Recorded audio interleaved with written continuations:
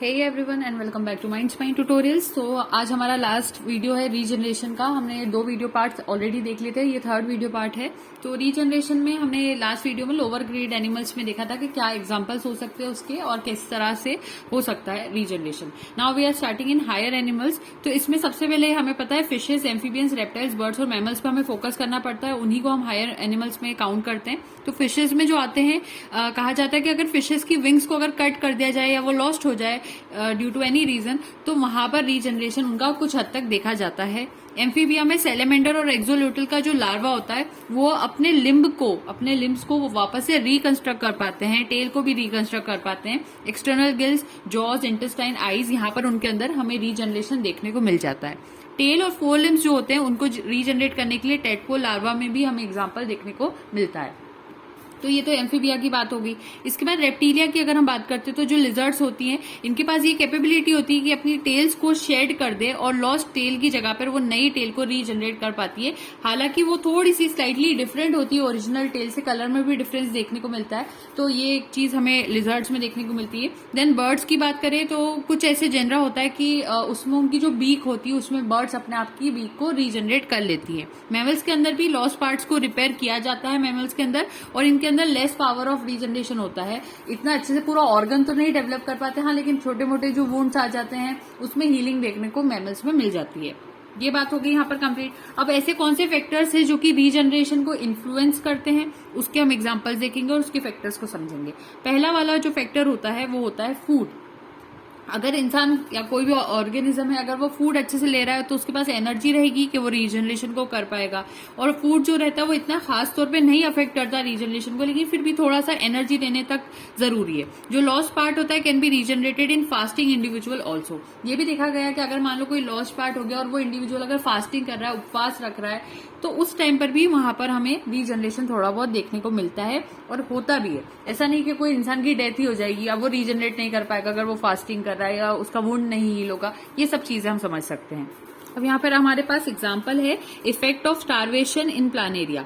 तो देखो ये पेरेंट था, वो टूट गया, मान लो 2 मिनट ब्रेकडाउन हुआ, तो यहाँ पर नए पार्ट दोनों तरफ आने चाहिए थे या होना शुरू होते हैं।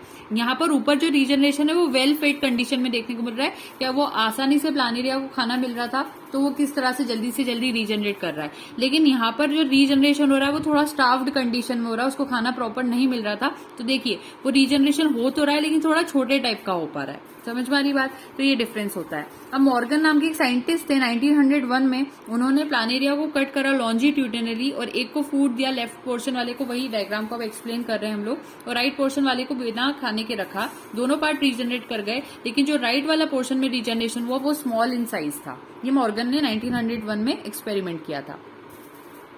दूसरा फैक्टर होता है टेम्परेचर। तो जो रेट ऑफ रीजनरेशन होता है वो टेम्परेचर के चेंजेस के साथ वो भी चेंज हो जाता है, यानी वो दोनों एक दूसरे से क्या है, डिपेंडेंट है। रीजनरेशन की पावर इंक्रीज करती है with increase in temperature and vice versa. अगर टेम्परेचर कम होगा तो रीजनरेशन भी कम हो जाएगा, अगर टेम्परेचर बढ़ जाएगा तो रीजनरेशन भी बढ़ जाएगा। इसका मतलब हम कह सकते हैं temperature and regeneration are directly proportional to each other. ठीक है।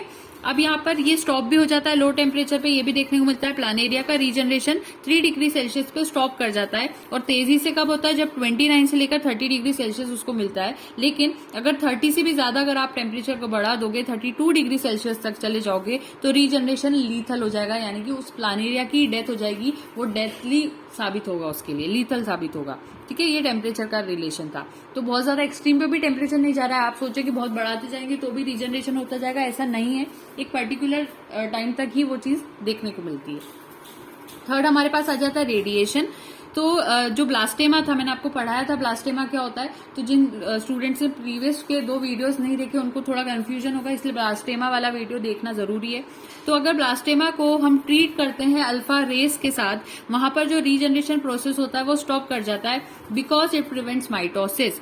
तो कहा क्या जा रहा है कि रेडिएशन का क्या हो रहा है, सीधा सीधा इफेक्ट किस पर आ रहा है, इस रीजनरेशन पर आ रहा है। अगर ब्लास्टेमा को, अगर आप उस ब्लास्टेमा के ऊपर आप जहां पर अच्छे से रीजनरेशन होता है उसी जगह को हम ब्लास्टेमा कह रहे हैं अगर मान लीजिए, तो अगर वहां पर अल्फा रेज से आप उसको ट्रीट कर रहे हो और जो रीजनरेशन प्रोसेस है वो वहां पर स्टॉप हो जाएगी। अगर आपने ब्लास्टेमा के ऊपर अल्फा रेज डाली तो रीजनरेशन प्रोसेस स्टॉप इसलिए हो जाएगी क्योंकि अल्फा रेज क्या है, एक तरह का रेडिएशन है, और इसकी वजह से ये रेडिएशन करते क्या है, वो उसके माइटोसिस को, उस ब्लास्टेमा का जो माइटोसिस है उसको रोक देते हैं। तो अगर ब्लास्टेमा का माइटोसिस रुक जाएगा, सेल डिवीजन नहीं होगा, तो किस तरह से वहां पर रीजनरेशन हो सकता है, नहीं हो सकता है। ये यहाँ पर एक थर्ड पॉइंट था। फोर्थ पॉइंट होता है एज। तो एज कहती है कि रीजनरेशन पावर डिक्रीज करती है विद इंक्रीज इन एज। जैसे जैसे इंसान की एज या किसी ऑर्गेनिज्म की एज बढ़ती है तो उसकी हीलिंग पावर भी कम होती है। तो रीजनरेशन इज ऑलमोस्ट जीरो, बिल्कुल जीरो जैसा हो जाता है during an old age. Nervous system भी इफेक्ट करता है। ये सिस्टम जो होता है वो स्टिमुलेट करता है प्रिमिटिव रीजनरेशन को, and if it is destroyed in its primitive stage then regeneration stops. अगर आपने नर्वस सिस्टम को उसकी प्रिमिटिव स्टेज में ही रोक दिया तो उस ऑर्गेनिज्म का रीजनरेशन भी रुक जाता है। मस्टर्ड की जो गैस होती है वो रीजनरेशन प्रोसेस को रोकती है। इलेक्ट्रिक करंट जो होता है, अगर हम इसकी बात करें तो करंट और इलेक्ट्रिक फील्ड दोनों ही रीजनरेशन ऑफ टिश्यूज को और हीलिंग ऑफ वुंड्स को स्टिमुलेट करवाते हैं। यही रीजन है, अगर आपने देखा होगा जो फिजियोथेरेपिस्ट होते हैं वहां पर उनके पास कुछ मशीन्स होती है, IFT और इस टाइप की मशीन्स होती है, तो उसमें थोड़े थोड़े अमाउंट में वो लोग शॉक देते हैं। जैसे किसी इंसान को कोई लग गई, उसको क्रैम्प आ गया, मस्कुलर क्रैम्प आ गया या कहीं टेंशन आ गया मसल्स में, कोई भी प्रॉब्लम अगर आई है तो वो वहां पर थोड़ा सा करंट देते हैं, क्योंकि जो इलेक्ट्रिक करंट और इलेक्ट्रिक फील्ड होती है उससे हीलिंग पावर थोड़ी सी बढ़ाई जा सकती है, वो स्टिमुलेट हो जाती है, तो हीलिंग ऑफ वुंड्स को बढ़ाया जाता है। तो ये एक रीजन है। अब आगे बात करते हैं पोलैरिटी इन रीजनरेशन।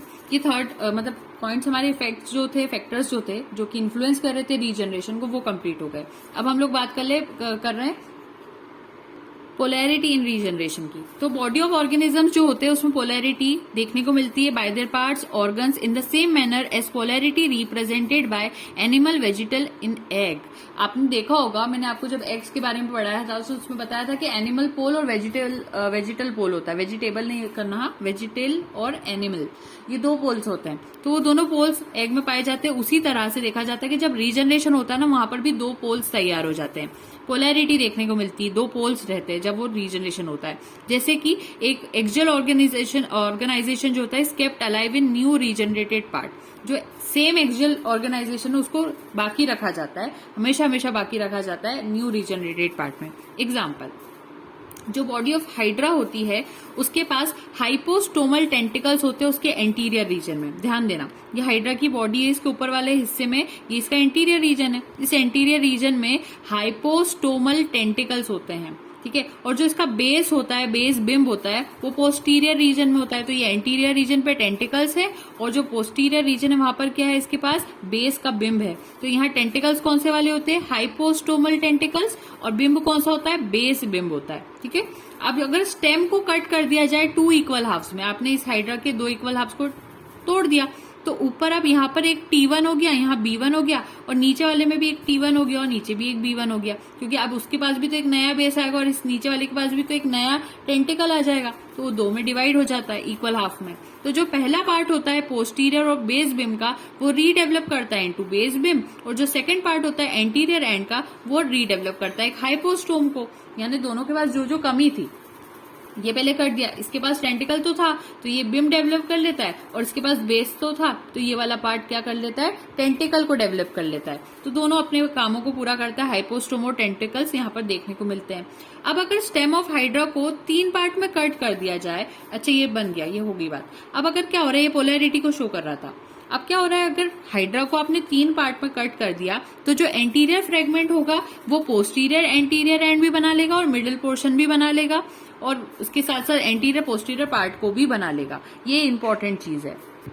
तो अब यहाँ पर क्या हो रहा है, इससे हमें ये साबित हो गया कि अगर कितने भी 3 भी पार्ट्स बनेंगे तो भी वो वहां पर अपने आप को डेवलप कर पा रही थी हाइड्रा।